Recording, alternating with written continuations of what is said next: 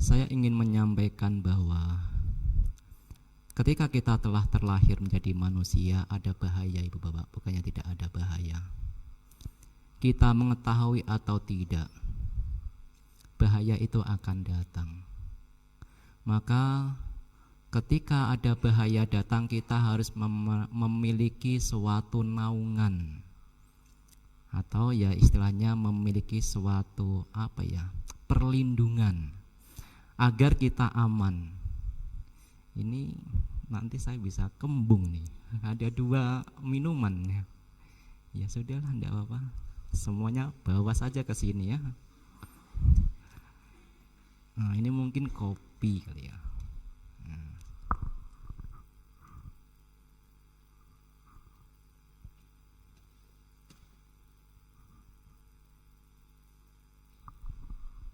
Saya sembunyikan agar Ibu Bapak tidak ingin minum. Nah, Ibu Bapak, saudara-saudara sedama, ketika kita telah terlahir menjadi manusia, maka ada bahaya. Bukannya tidak ada bahaya. Ibu Bapak memahami atau tidak, mengerti atau tidak, tahu atau tidak, bahaya ini akan datang setiap orang. Ketika ada kata bahaya, maka kita butuh yang namanya naungan, butuh yang namanya perlindungan. Itulah kenapa ada bahaya.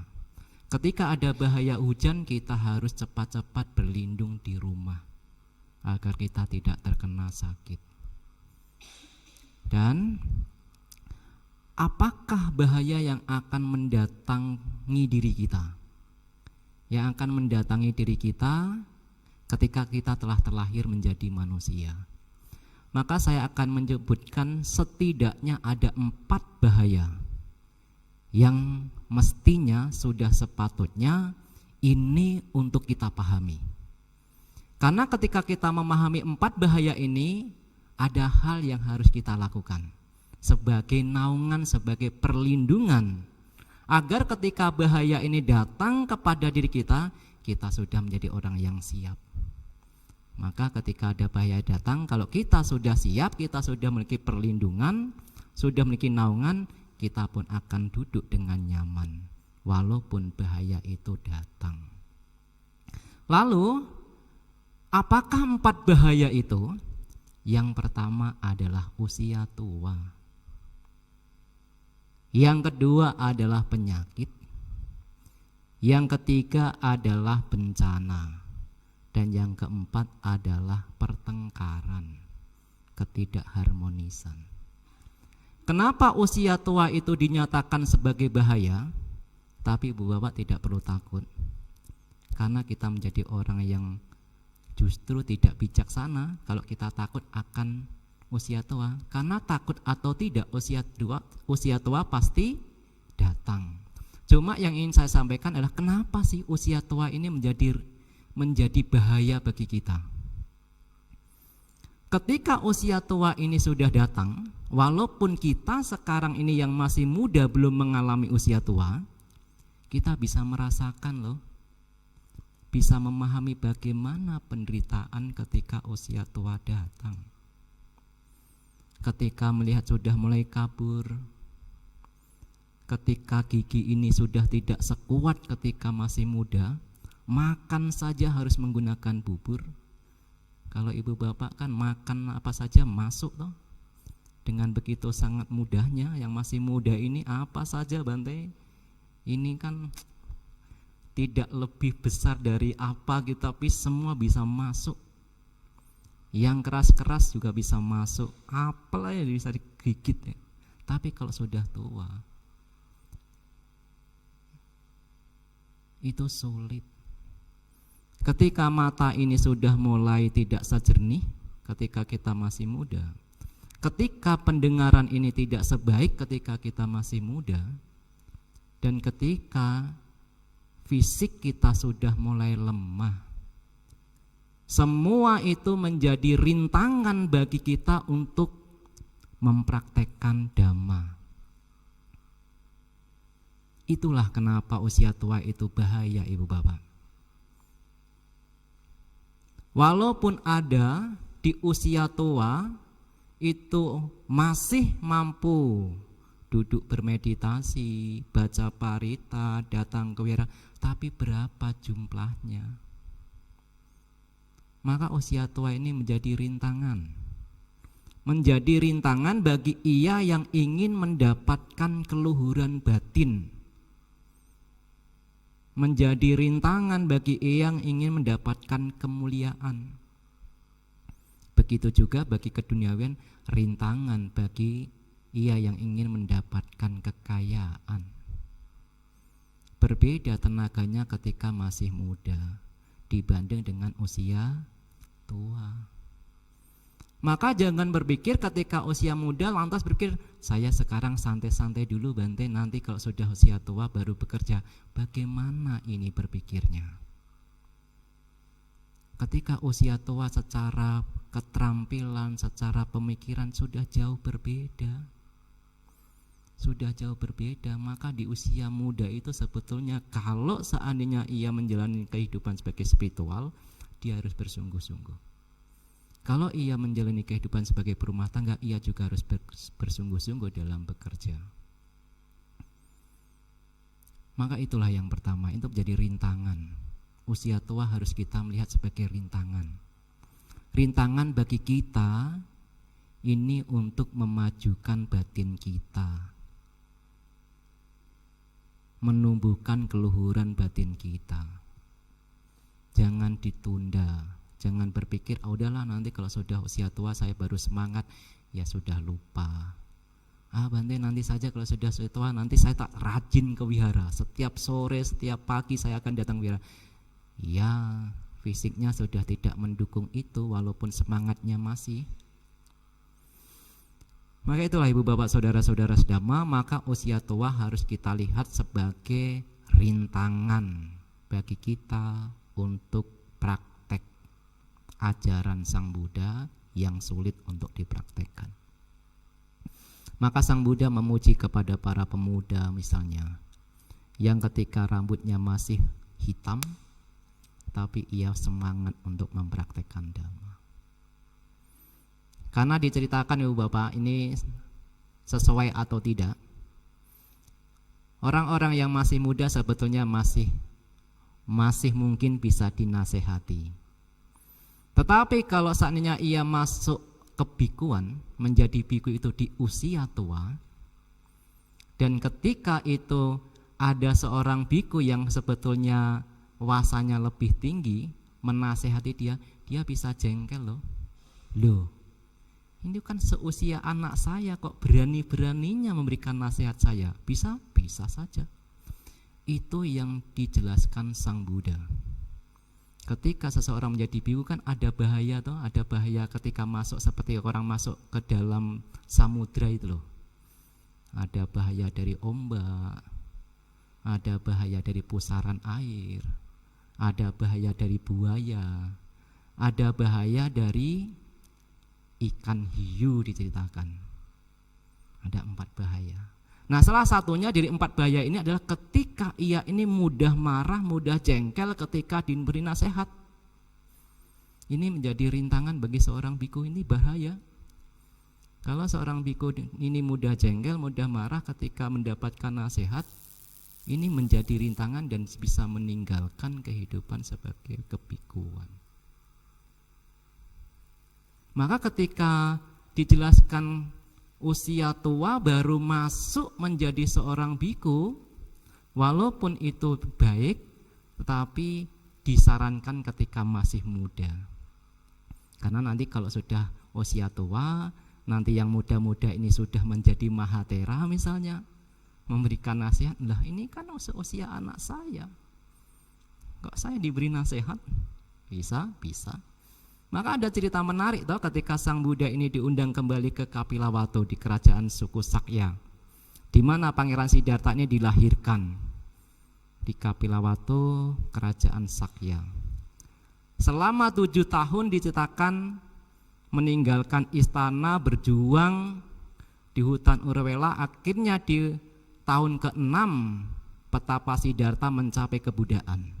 Setelah mendengar bahwa anaknya ini menjadi Buddha, Raja Suddhodana mengundang ke kerajaan.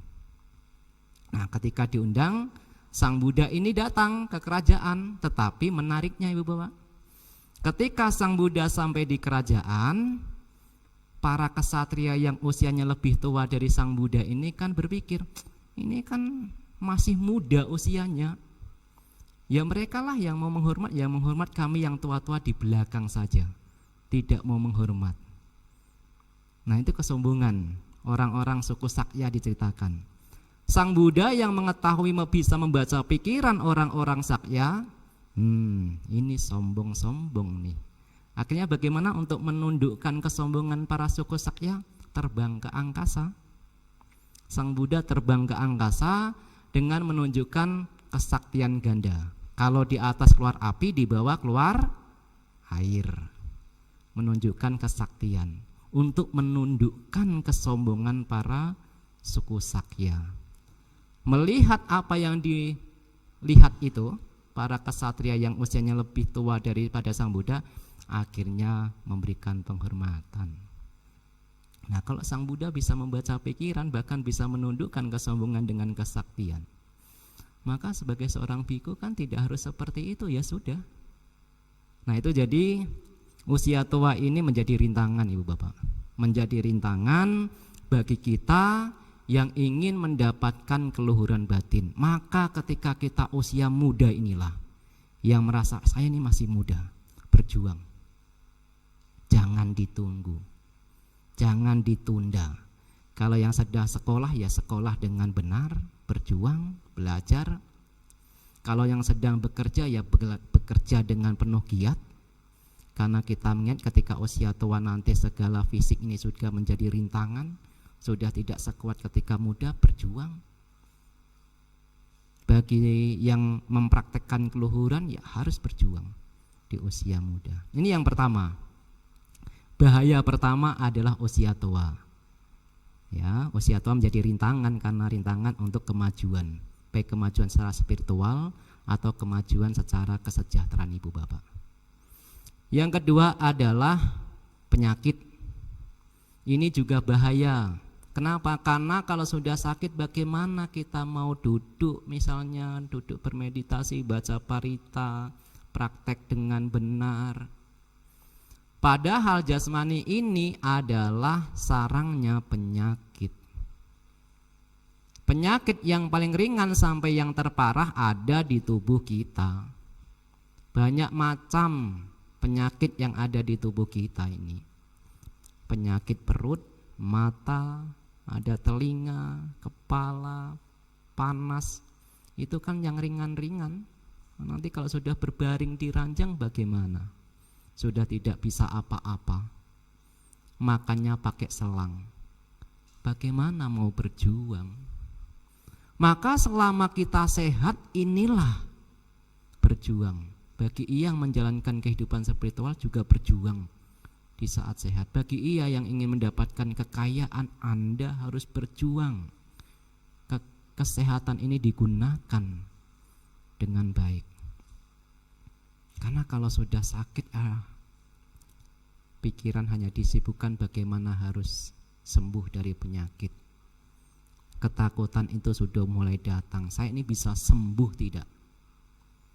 Saya ini bisa sembuh tidak? Hanya ketakutan-ketakutan ini sudah mulai muncul. Dan penyakit dinyatakan Sang Buddha sebagai bahaya. Bahaya bagi ia yang ingin mendapatkan keluhuran batin atau mendapatkan kekayaan bagi seorang perumah tangga. Karena itu menjadi rintangan.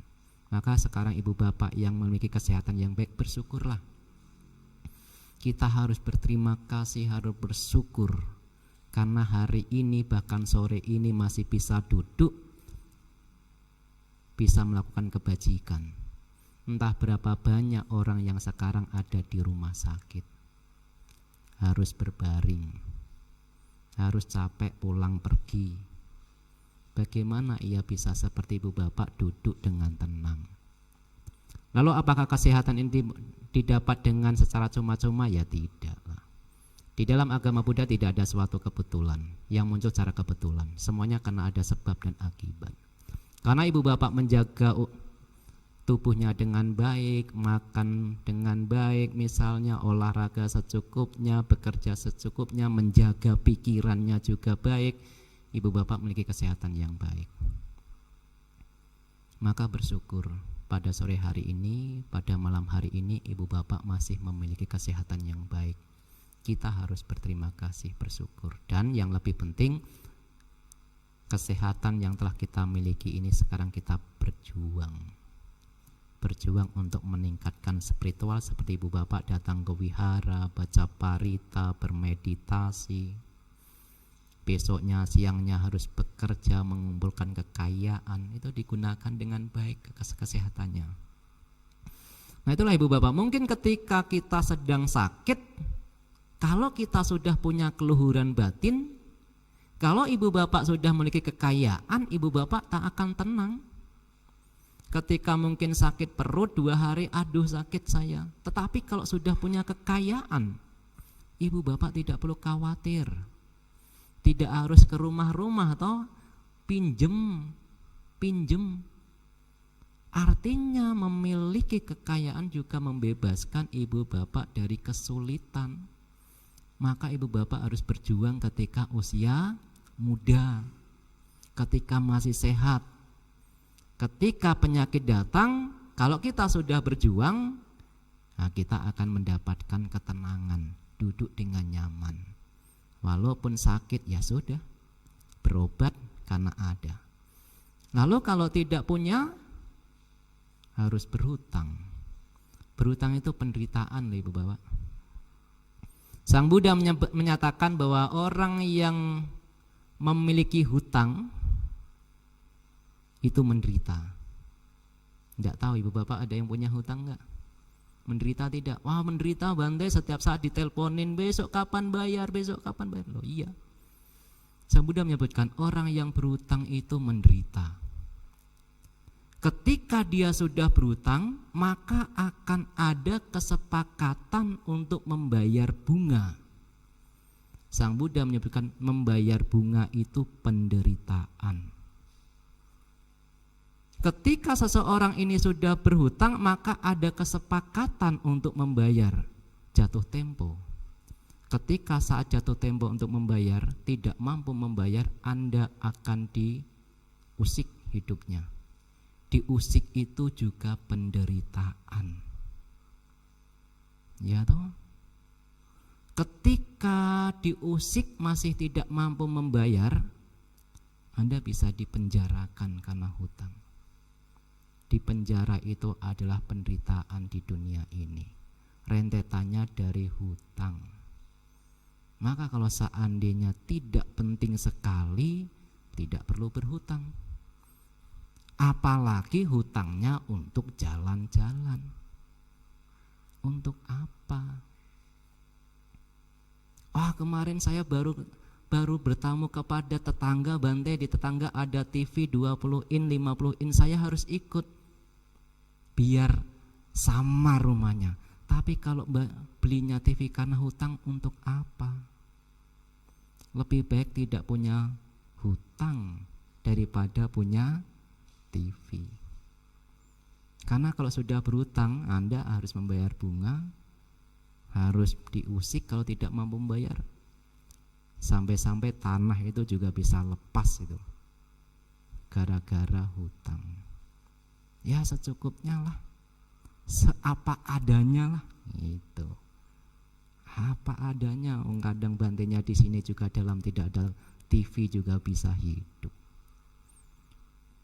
Jadi itu ibu bapak saudara-saudara sedama. Ya, penyakit itu rintangan. Maka selama kita masih sehat ini kita harus berjuang. Ketika kita masih sehat ini kita harus berusaha untuk mendapatkan keluhuran batin. Ibu bapak berusaha untuk mendapatkan kekayaan. Karena kalau sudah sakit bagaimana mau bekerja? Bagaimana mau meningkatkan keluhuran batin? Sulit. Itulah menjadi rintangan. Dan yang ketiga adalah bencana ibu bapak. Sekarang ibu bapak bisa dengan nyaman, jualan dengan nyaman, menanam padi dengan nyaman, pergi ke sawah dengan nyaman. Tapi apakah ada jaminan kondisi yang begitu kondusif sekarang ini, kenyamanan yang ibu bapak miliki saat ini bisa didapat 1, 2, 3 tahun yang akan datang? Siapa yang bisa mengira bahwa Myanmar dan Thailand itu bisa terkena gempa? Siapa yang bisa mengira bahwa 2006 atau 2004 Aceh bisa terkena tsunami? Sekarang kita masih bisa, kondisi kita masih baik, bekerja dengan baik, tidak ada bencana. Tapi apakah kenyamanan, kebaikan yang kita miliki sekarang ini, ibu bapak dengan sangat leluasa bekerja, sangat leluasa untuk berusaha, sangat leluasa untuk yang menempuh pendidikan, tapi apakah mungkin kenyamanan seperti ini itu akan kita dapatkan di tahun-tahun berikutnya? Siapa yang bisa menjamin? Bahkan bencana itu tidak bisa diprediksi. Tiba-tiba gempa bumi, hancur gedung-gedung itu di Myanmar, entah berapa ribu yang telah meninggal.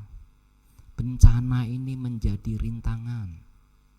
Maka ketika sekarang ini keadaan baik-baik saja, mungkin baik-baik saja, saya mengiranya baik-baik saja, ini kesempatan ibu bapak untuk berjuang. Kita berjuang, praktek dhamma selain ibu bapak bekerja untuk mendapatkan kekayaan. Karena kalau sudah bencana tiba, yang ada adalah ketakutan, yang ada adalah ketidaknyamanan. Semuanya kenyamanan, kebahagiaan ini bisa runtuh semuanya. Maka bencana itu dinyatakan Sang Buddha sebagai rintangan. Susah panen, sekarang juga kadang cuaca ini tidak jelas. Kalau dulu 20 tahun yang lalu, 25 tahun yang lalu, saya sering mendengar pernyataan atau kata-kata orang tua, September, November, September, Oktober, November, Desember ini besar-besarnya hujan. Maka itulah dikatakan ada sumber. Saya masih ingat betul ketika kecil itu di Jepara itu, di belakang rumah gini, entah Desember atau Januari awal, itu sumber itu pada keluar dari belakang ini kan seperti ada tanah gitu ya, tanah gitu. Ini bisa keluar loh sumber itu. Jadi percaya ketika itu, ketika Oktober, November, Desember ini besar-besarnya hujan. Karena pada bulan-bulan itu muncul sumber. Tetapi sekarang ini kadang tidak jelas ini cuaca ini. Yang harusnya sudah panas malah hujan, yang harusnya hujan masih panas lagi. Kadang petani ini juga tidak bisa memprediksi kapan saya harus menanam jagung, kapan saya harus menanam padi, kapan saya harus menanam ketela. 20 tahun yang lalu atau 30 tahun yang lalu kadang masih bisa diprediksi. Oh, bulan ini sampai bulan ini tidak cocok untuk tanam padi. Baru di bulan ini sampai bulan ini bisa. Itu dulu masih bisa direncanakan. Kalau sekarang kadang panas sekali, sehingga tanaman ini pada garing. Ya, padi itu, pari itu pada garing. Ini sudah mulai tanda-tanda cuaca tidak jelas. Nah, ini kan kita kan bisa mengetahui itu. Bencana, kelaparan. Apalagi nanti kalau kelaparan, susah panen ya bisa kelaparan. Nah, nanti kalau kelaparan, Sang Buddha menyebutkan sebagai penyakit yang paling akut itu ya lapar itu, Ibu. Karena obatnya cuma satu kalau lapar itu. Apa obatnya? Makan. Hanya itu. Kalau tidak makan ya sudah, penyakit semakin sakit nih semakin menjadi. Maka lapar itu menjadi penyakit akut, yang paling akut, yang membutuhkan segera diobati, tidak bisa ditunda-tunda. Kalau seandainya tidak makan bisa meninggal. Maka itulah ibu bapak juga kadang harus bertekad di kehidupan ini. Kalau seandainya di kehidupan ini saya belum mampu mencapai kesucian Bante, saya harus bertekad beraditana, semoga di kehidupan yang akan datang saya terbebas dari kelaparan. Ya, bisa juga. Tetapi kan tidak hanya tekad toh, tidak hanya aditana toh. Wong untuk bisa menjadi sama Sambuddha juga diawali dari tekad, diawali dari aditana, dan itu membutuhkan waktu yang tidak sedikit. Maka tidak ada salahnya ketika ibu bapak melakukan kebajikan itu juga bertekad, semoga di dalam kehidupan saya, di kehidupan yang akan datang, saya tidak pernah mengalami kelaparan. Ya, bisa juga. Karena ada kisah di zaman Sang Buddha itu. Di zaman Sang Buddha itu ada seorang miskin sekali diceritakan. Ini adalah kisah dari Bante Anuruddha. Ketika menjadi seorang Bante Anuruddha, dulunya adalah seorang pangeran ya, Pangeran Anuruddha. Tetapi untuk bisa menjadi seorang Pangeran Anuruddha itu yang memiliki kekayaan yang besar, itu ada kisah-kisahnya dulu. Dulu ini melakukan apa sih kok ia terlahir menjadi pangeran? Ia menjadi orang yang kaya raya. Bahkan dinyatakan, ada yang diceritakan di dalam kitab ulasan, Bante Anuruddha ini Ibu Bapak tidak pernah mendengar kata tidak ada, saking kayanya kali, sehingga tidak pernah mendengar kata tidak ada. Apa yang diinginkan selalu ada. Kalau ibu ayahnya ini tidak mampu menyediakan yang diminta oleh Pangeran Anuruddha, para dewa akan datang memberikan itu, saking banyaknya kebajikannya. Lalu kebajikan apa yang dilakukan oleh Pangeran Anuruddha di kehidupan yang lampau, sehingga ia tidak pernah mendengar kata tidak ada. Itu kita telusuri. Kehidupan para Arya kita ini kita telusuri, kita pelajari, kita jadikan pedoman di dalam kehidupan sehari-hari. Kenapa cerita-cerita itu dimunculkan di zaman Sang Buddha? Karena mungkin ada orang-orang yang tertarik sehingga mengikuti caranya. Diceritakan salah satu kehidupan yang lampau, ketika belum menjadi seorang Pangeran Anuruddha, pernah loh terlahir menjadi orang yang miskin sekali. Bahkan untuk bisa menghidupi harus menjadi pengambil rumput. Ia bekerja dengan seorang kaya bernama Sumana sepertinya. Bekerja mengambil rumput itu untuk diberi untuk mendapatkan upah sebagai pengambil rumput di ladang. Nah, suatu ketika ada seorang Paceka Buddha. Paceka Buddha ini diceritakan keluar dari Nirodha Samapati. Nirodha ya padam, artinya ya pencapaian meditasi yang begitu sangat tinggi lah, begitu sangat tinggi, yang begitu sangat luhur. Diceritakan Bante Mahakasapa ini sering keluar masuk Nirodha Samapati, Bante Mahakasapa. Nah, suatu ketika Paceka Buddha ini sedang berpindah patah, seorang miskin ini, pemuda yang miskin ini, berumah tangga miskin ini melihat kok patahnya masih kosong. Bertanya, apakah Bante sudah mendapatkan makanan? Oh belum. Tunggu di sini ya. Nah, tunggu di sini, saya akan pulang. Dia lari pulang, bertanya kepada istrinya, apakah hari ini makanan sudah ada? Oh sudah. Ambilkan bagian untuk saya. Bercerita kepada istrinya, ambilkan yang bagian untuk saya. Diambilkan. Untuk apa? Saya mau danakan kepada para Bante atau Paceka Buddha. Kita miskin sekarang ini karena kita miskin kebajikan di kehidupan masa lampau. Maka saya akan mendanakan nasi ini kepada Paceka Buddha. Istrinya bukannya marah, istrinya malah ikut. Baiklah, kalau begitu bagian saya juga akan saya danakan.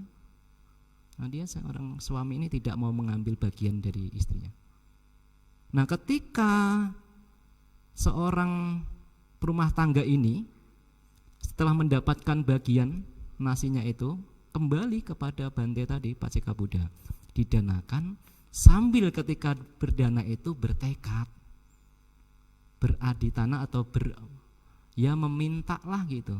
Oh Bante, semoga dengan kebajikan yang saya lakukan ini, di kehidupan masa lampau saya tidak pernah mendengar kata tidak ada. Apa yang saya inginkan semoga selalu ada. Itu kebajikannya salah satunya. Karena berdasarkan kepada Paceka Buddha, tentu itu akan mendatangkan hasil yang luar biasa, apalagi Paceka Buddha itu baru keluar dari Nirodha Samapatti.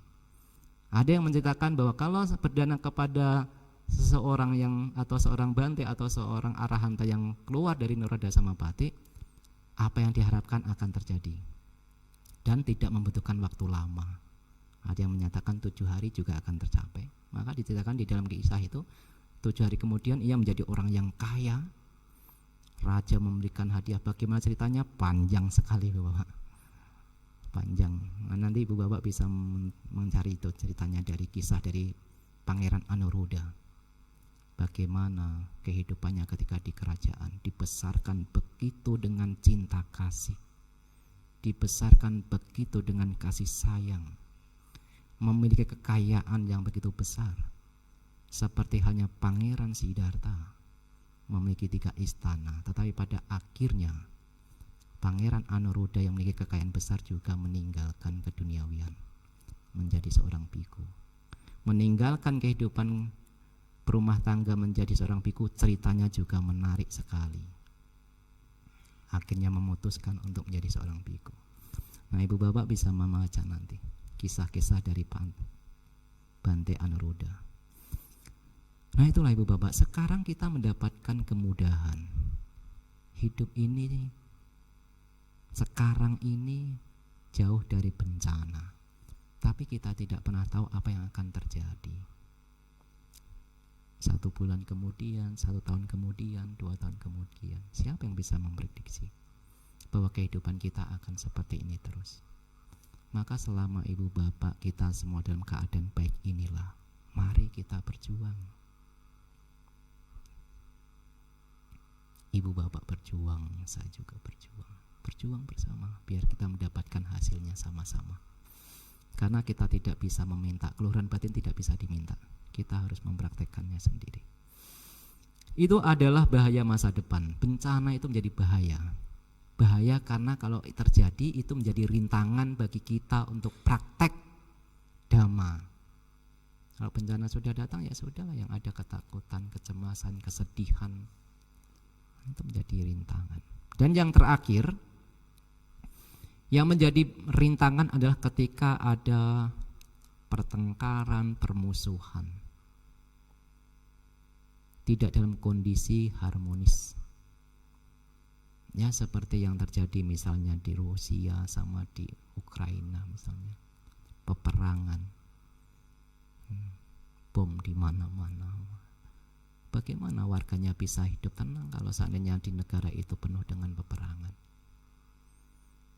Apakah saya mau meditasi ya tiba-tiba ada bom datang? Ya sudahlah, kita susah sekali. Nah, sekarang kita bisa menatap satu dengan yang lain dengan penuh keharmonisan. Kita bisa menatap antara tetangga dengan tetangga penuh dengan cinta kasih.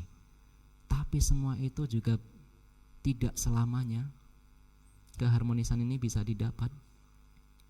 Kebahagiaan, hidup yang harmonis, hidup yang rukun, ini belum tentu didapatkan di masa-masa yang akan datang. Nah, mumpung sekarang kita menatap antara satu dengan yang lain penuh dengan kasih sayang, penuh dengan cinta kasih, kesempatan untuk berjuang. Apakah praktek dhamma ataukah Anda sebagai berumah tangga? Nah, inilah Ibu Bapak Saudara-saudara sedama, 4 bahaya yang akan datang sebagai rintangan bagi kita untuk berusaha, bagi berumah tangga untuk bekerja.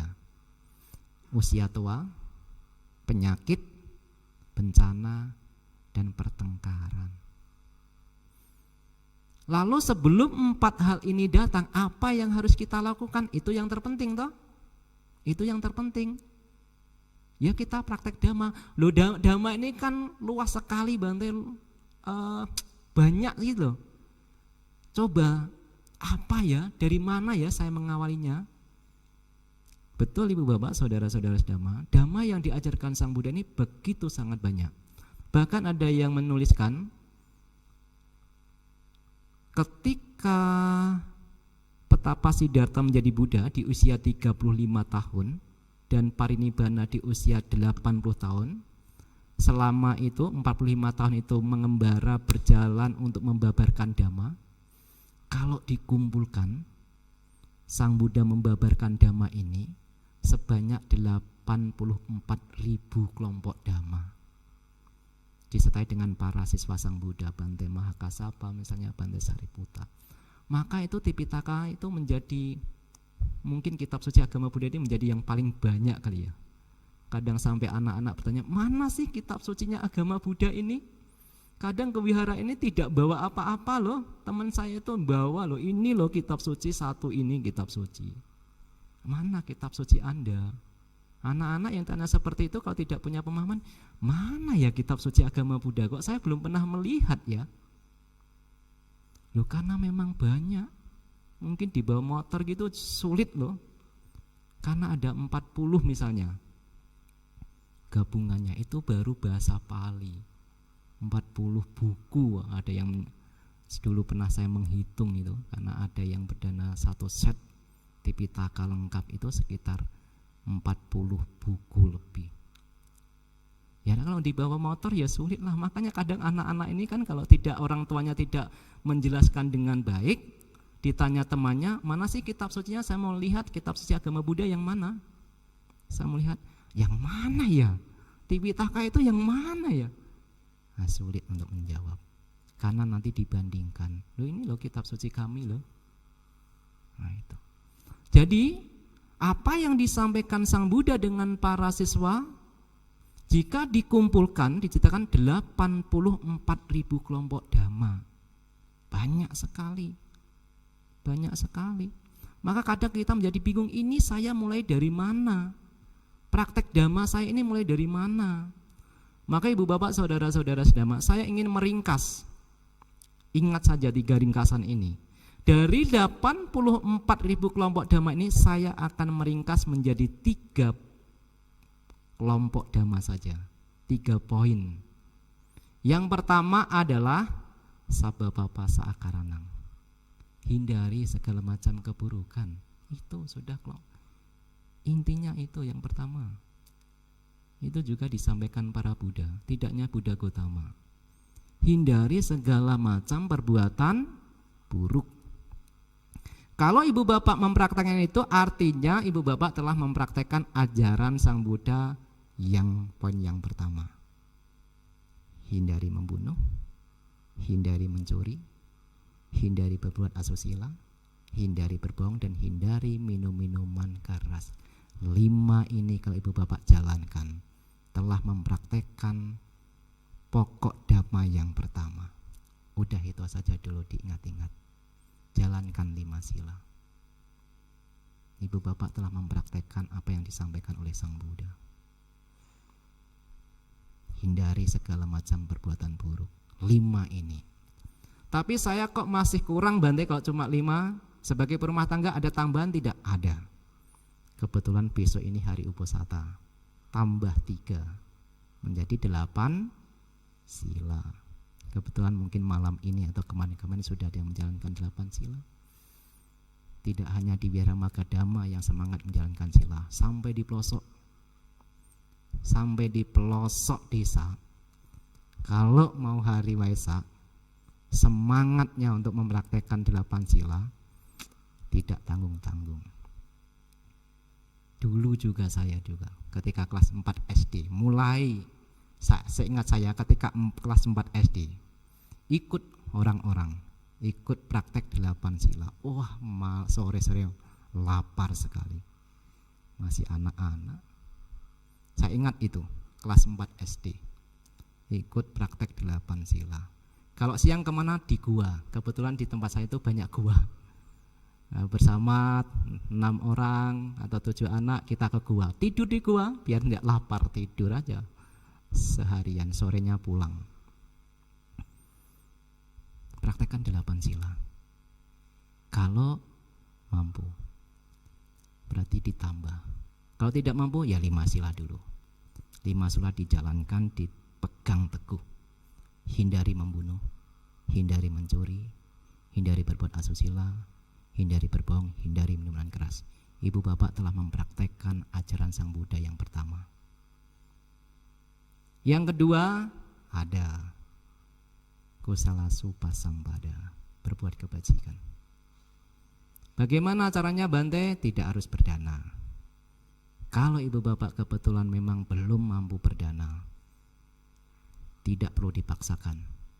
Karena Sang Buddha yang pertama menyatakan, jangan berbuat buruk.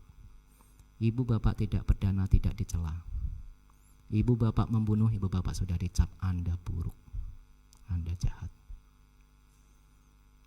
Ibu bapak tidak mampu memberikan makanan, tidak dicela. Ibu bapak mencuri milik orang lain, ibu bapak sudah dicap di masyarakat. Hindari orang itu, dia telah banyak mengambil apa yang tidak diberikan. Ibu bapak tidak bermeditasi, kadang juga tidak dicela. Tapi kalau ibu bapak atau bapak-bapaknya sudah mengganggu istri orang lain, sudah dijauhi para orang lain, jangan dekat-dekat dengan dia. Dia pengganggu keharmonisan orang lain.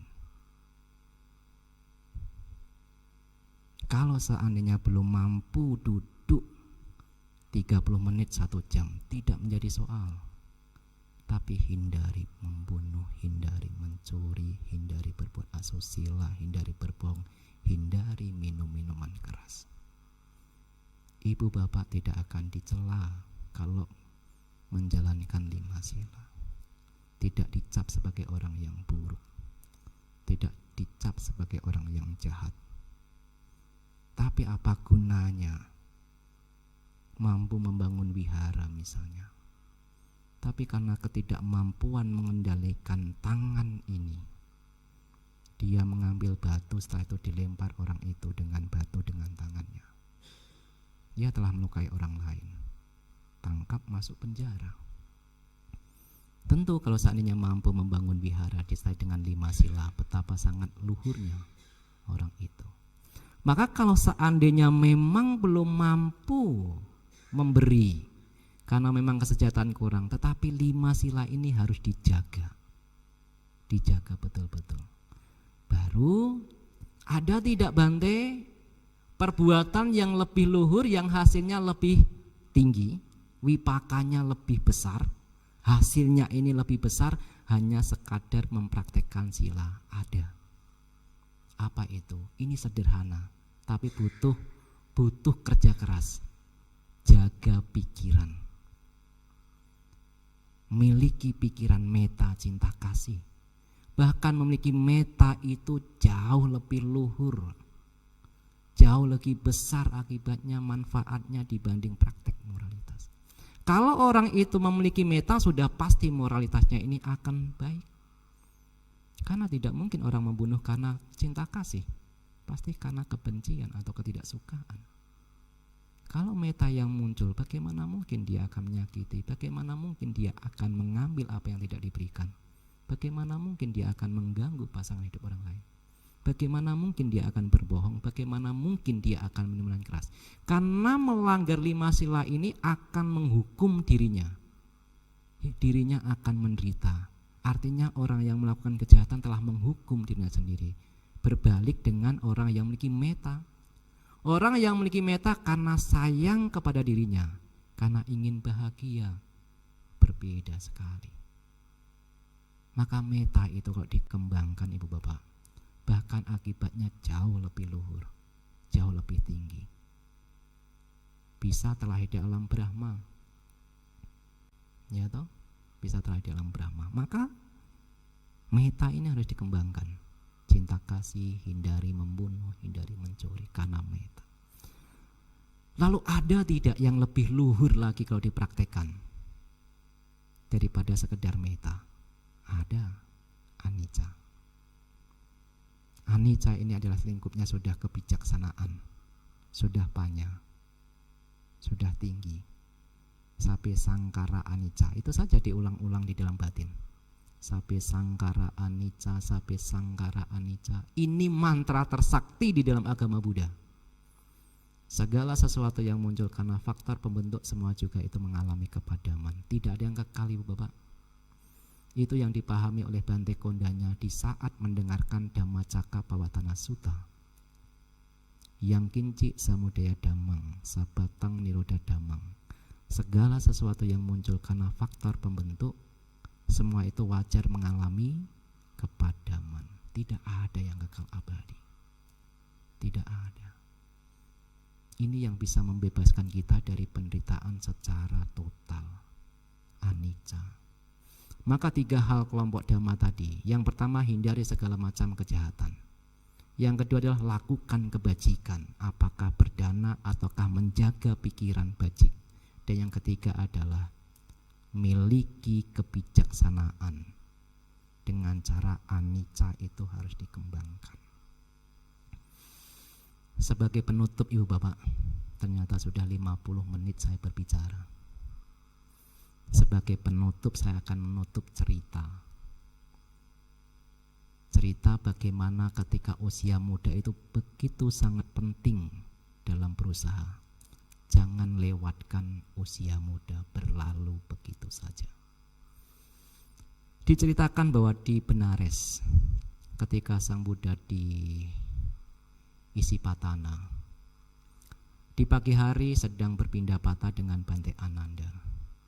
Ketika berpindah patah itu melihat ada seorang suami istri dengan membawa tembikar, mungkin membawa sebuah mangkok itu, meminta-minta berumah tangga, mengemis. Ketika Sang Buddha melihat orang tersebut, suami itu tersenyum. Dan Bante Ananda biasa bertanya, kenapa Sang Bhagawa tersenyum? Ananda, lihatlah kedua orang itu.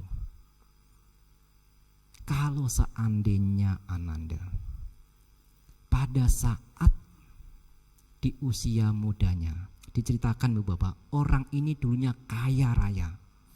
Dia adalah anak dari bendahara, mahadana, maha besar, dana itu kekayaan. Dia ini memiliki kekayaan yang begitu sangat besar. Diceritakan ibu dan ayahnya ini memiliki kekayaan 80 koti. 1 koti itu setara dengan 10 juta diceritakan. Artinya 10 juta kali 80, berarti 800 juta. 800 juta itu 2500 tahun yang lalu itu kekayaan yang besar.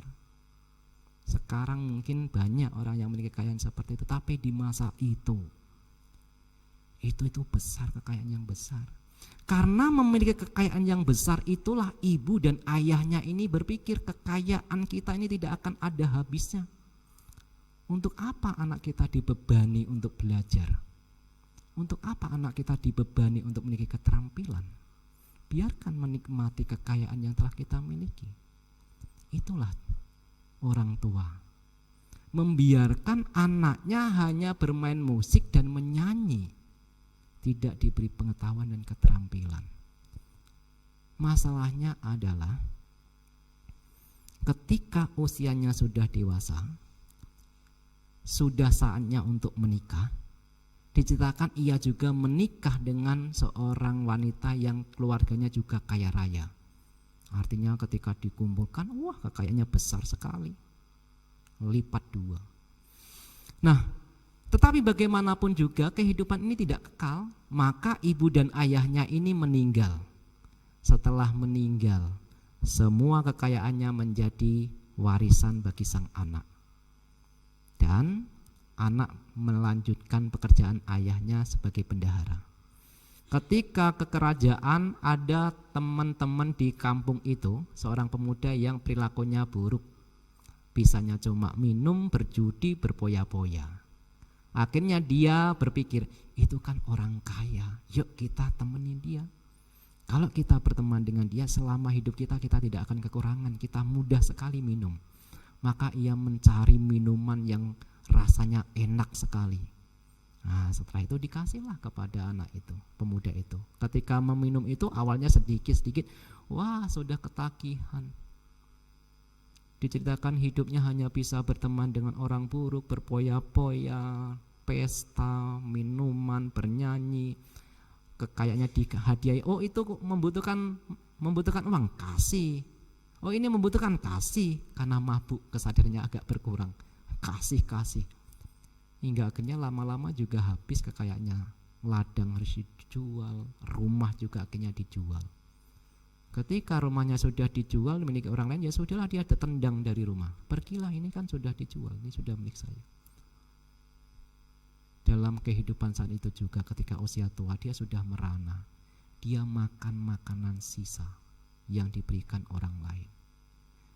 Maka Sang Buddha menyatakan kepada Bante Ananda, kalau seandainya suami istri itu berjuang di usia muda, dia mampu menggunakan kekayaannya, merawat kekayaannya ini di Benares ini dengan benar, dia akan menjadi orang terkaya nomor 1 di Benares. Tetapi ketika usia muda ini juga berlalu. Tapi kalau seandainya Ananda, ketika di usia muda itu dia meninggalkan kehidupan sebagai perumah tangga, menjadi seorang biku, suaminya akan menjadi arahanta, istrinya akan menjadi anagami. Tetapi ini pun sudah berlalu di usia muda.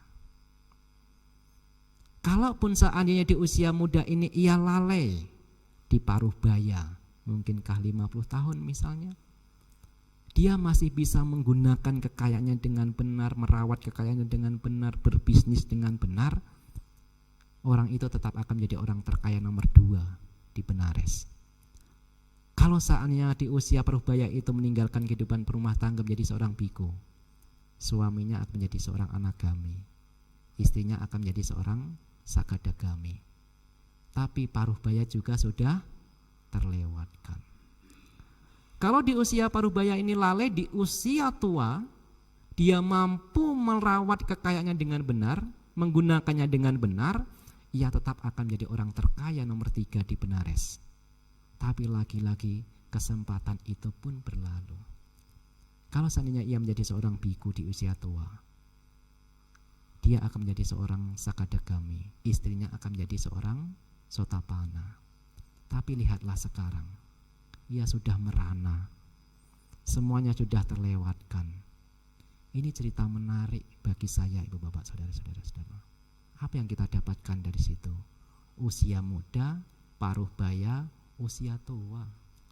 Sang Buddha menyebutkan bahwa kalau seandainya dia di usia muda ini bekerja dengan benar, dengan giat, menggunakan kekayaan dengan benar, ia menjadi orang terkaya nomor 1.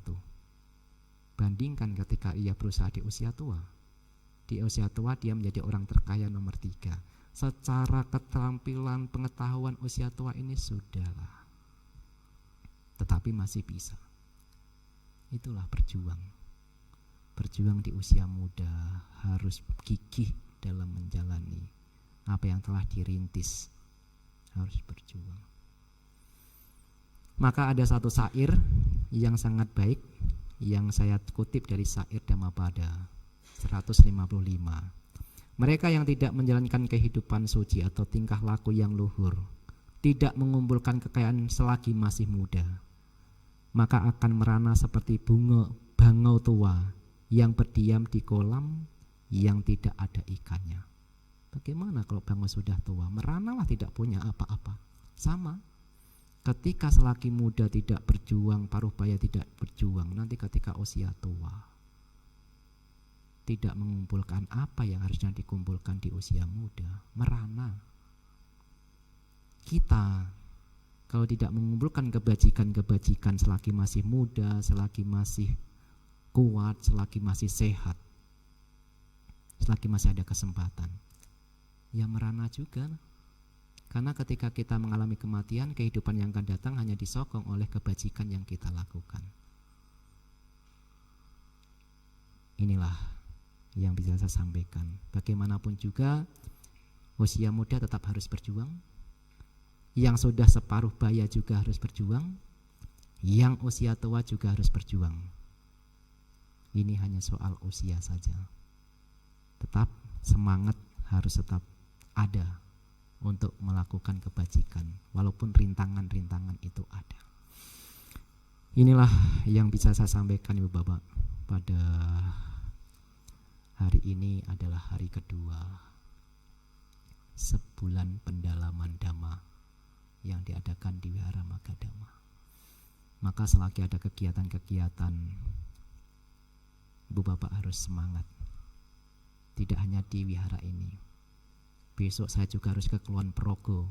Kulon Progo sudah menyediakan kegiatan yang bagus. Ia harus keliling dari sumber ke sumber. Kebetulan di Kulon Progo banyak sumbernya. Saya tanya, kenapa harus mengambil sumber? Sebagai ungkapan terima kasih, Bante, karena air itu adalah sumber kehidupan. Kalau kita tidak merawat air yang ada, sumber yang ada, kalau kekeringan, bagaimana kita bisa hidup? Baik juga. Ada tradisi-tradisi seperti itu. Ya, itu berbeda-beda di setiap wihara, tetapi bagaimanapun juga semua itu adalah untuk menyambut keistimewaan, keagungan hari Trisuci Waisak. Demikian yang saya sampaikan. Terima kasih. Semoga semua makhluk